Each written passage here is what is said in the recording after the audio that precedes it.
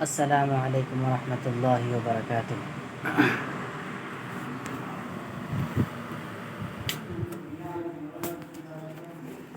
میرے پیارے دوستوں اور بزرگوں، میں ایک بہت ہی اہم ویڈیو بنانے جا رہا ہوں، اور میرا مقصد نہ ہی کسی مذہب کو ٹارگٹ کرنا ہے اور نہ ہی کسی حکومت کو ٹارگٹ کرنا ہے۔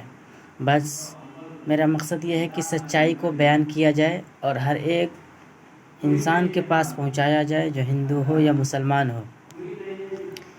چونکہ یہ ہندوستان ہے اور ہندوستان میں ہم پہ یہ فرض بنتا ہے، ہماری یہ ذمہ داری ہوتی ہے کہ ہم سب مل کر رہے اور ایک ساتھ رہے۔ تو میرے محترم بزرگ دوستو، یہ پاکھنڈی لوگ جو نپور شرما اور نوین جندل نے جو آپ صلی اللہ علیہ وسلم کے بارے میں جو گستاخیاں کی ہے آپ صلی اللہ علیہ وسلم کے خلاف، وہ برداشت کے قابل ہے۔ میرے محترم بزرگ دوستو، یہ برداشت ہونے کے قابل نہیں ہے جس طریقے سے ان لوگوں نے ہمارے حضور صلی اللہ علیہ وسلم کے خلاف باتیں بیان کی ہیں۔ وہ لوگ ہمارے نبی کے بارے میں نہیں جانتے، انہیں اتنا بھی پتہ نہیں، وہ بے غیرت لوگ ہیں، وہ گھٹیا قسم کے لوگ ہیں۔ میں ان کا نام لینا بھی پسند نہیں کرتا ہوں۔ وہ اتنے کمتر اور نیچ لوگ ہیں، اور اس سے بھی بڑے گنہگار وہ لوگ ہیں جو لوگ اس کا سپورٹ کرتے ہیں اور سچائی کو جانتے نہیں ہیں۔ میں بتاتا ہوں کہ آپ صلی اللہ علیہ وسلم نے حضرت عائشہ صدیقہ رضی اللہ تعالی عنہ سے کم عمر میں شادی کیوں کی؟ میرے محترم بزرگ دوستو، آپ صلی اللہ علیہ وسلم سب سے پہلے جب ان کی شادی ہوئی تو ان کی عمر کتنی تھی؟ 25 سال کی تھی، اور حضرت خدیجہ رضی اللہ تعالی عنہ جن سے نکاح ہوا آپ صلی اللہ علیہ وسلم کا، ان کا نکاح 40 سال جب ہوئی تھی تب آپ صلی اللہ علیہ وسلم نے ان سے نکاح کیا۔ یعنی آپ صلی اللہ علیہ وسلم کی عمر 25 سال اور حضرت خدیجہ رضی اللہ تعالی عنہ کا عمر 40 سال تھا۔ اس کے بعد میرے محترم بزرگ دوستو، حضرت خدیجہ رضی اللہ تعالی عنہ جو تھی وہ بیوہ تھی، ان سے پہلے ان کی 2 شادیاں ہو چکی تھی۔ تو یہیں سے اندازہ لگایا جا سکتا ہے کہ آپ صلی اللہ علیہ وسلم بالکل بھی اس قسم کے، اس ذہن کے انسان نہیں تھے جو ان دونوں خبیثوں نے، ان دونوں ناجائز اولادوں نے، کمینوں نے، کم بختوں نے جس طریقے سے ہمارے نبی کے اوپر الزام لگایا ہے۔ اور میں آپ کو یہ بتاتا چلوں کہ آپ صلی اللہ علیہ وسلم نے حضرت عائشہ صدیقہ رضی اللہ تعالی عنہ سے جو نکاح کیا، وہ صرف اس مقصد سے کیا کہ آپ صلی اللہ علیہ وسلم کی عمر مبارک 53 سال کی ہو چکی تھی۔ آپ صلی اللہ علیہ وسلم بہت کمزور ہو چکے تھے، اور آپ چاہتے تھے کہ یہ دین کی بات جو ہے، یہ دین اسلام پوری دنیا میں پھیل جائے، اور یہ حق جو بات ہے یہ اس کو پوری دنیا میں پھیلایا جا سکے۔ اور اس کے لیے آپ صلی اللہ علیہ وسلم کو ایک سب سے بہتر اور اچھا ایک بیوی کی ضرورت تھی، جو ذہن کی صاف ہو اور جس کی ذہن اچھی چلتی ہو اور وہ ہر ایک چیز کو یاد کر سکے۔ تو حضرت عائشہ صدیقہ رضی اللہ تعالی عنہ کے پاس آپ صلی اللہ علیہ وسلم نے نکاح کا پیغام بھیجا۔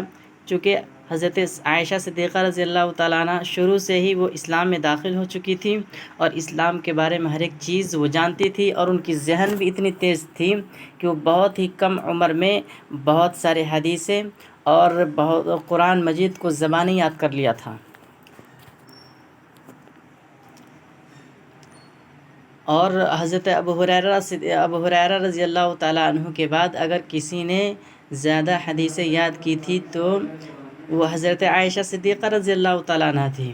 تو آپ صلی اللہ علیہ وسلم نے صرف اسی مقصد سے، تاکہ اگر میں گزر جاؤں تو میری جتنی بھی باتیں ہیں، جو بھی میں بیان کروں، اس کو پوری دنیا میں میری وائف، میری محترمہ، میری بیوی اس کو پوری دنیا میں پھیلا سکے۔ آپ صلی اللہ علیہ وسلم نے صرف اسی مقصد سے ان سے شادی کی، اور ایسا نہیں ہے کہ وہ حضرت عائشہ صدیقہ رضی اللہ تعالی عنہ کم عمر تھی تو ان کی چھوٹ نہیں ان کو دیا آپ صلی اللہ علیہ وسلم نے، بلکہ ان کی ہر ایک خوشی کو آپ صلی اللہ علیہ وسلم نے پورا کیا۔ یہاں تک کہ آپ صلی اللہ علیہ وسلم سے پوچھا کرتے تھی، ایک مرتبہ حفصہ کی لڑکیاں کھیل دیکھنے گئی تھی، کھیل دیکھ رہی تھی، تو آپ صلی اللہ علیہ وسلم نے ان سے پوچھا کیا تم بھی دیکھنا چاہو گی؟ تو حضرت عائشہ صدیقہ رضی اللہ تعالیٰ عنہ نے کہا ہاں کہ میں بھی دیکھنا چاہتی ہوں۔ تو آپ صلی اللہ علیہ وسلم نے ان کو دکھایا، حالانکہ اس سے اور بھی بہت ساری عورتیں ہیں ان کے ساتھ ایسا نہیں ہوتا تھا، لیکن حضرت عائشہ صدیقہ رضی اللہ تعالیٰ عنہ کے آپ صلی اللہ علیہ وسلم نے ان کو دکھایا اور کہا تم دیکھ سکتی ہو۔ آپ صلی اللہ علیہ وسلم نے ان کو پردہ کیا اور پردے میں دکھایا۔ اس کے بعد جب آپ صلی اللہ علیہ وسلم جب گھر آیا کرتے تھے تو حبشے کی جو لڑکیاں تھیں وہ حضرت عائشہ صدیقہ رضی اللہ تعالیٰ عنہ کے ساتھ کھیلنا چاہتی تھی اور آتی تھی کھیلتی تھی، تو حضرت عائشہ صدیقہ رضی اللہ تعالیٰ عنہ سے بہت کھیلتی تھی۔ جب آپ صلی اللہ علیہ وسلم جب گھر آتے تو وہ سب جتنی لڑکیاں تھیں وہ سب کی سب باہر نکل جاتی تھی اور بھاگ جاتی تھی، تو پھر آپ صلی اللہ علیہ وسلم ان تمام کو اپنے پاس بلا کر اور کہتے تھے کہ تم کھیلو۔ تو تمام لڑکیاں جو تھی آپ صلی اللہ علیہ وسلم کی محترمہ حضرت عائشہ صدیقہ رضی اللہ تعالیٰ عنہ کے ساتھ کھیلتی تھی۔ تو ایسا نہیں ہے کہ ہمارے نبی نے کسی کے ساتھ ناانصافی کی ہو۔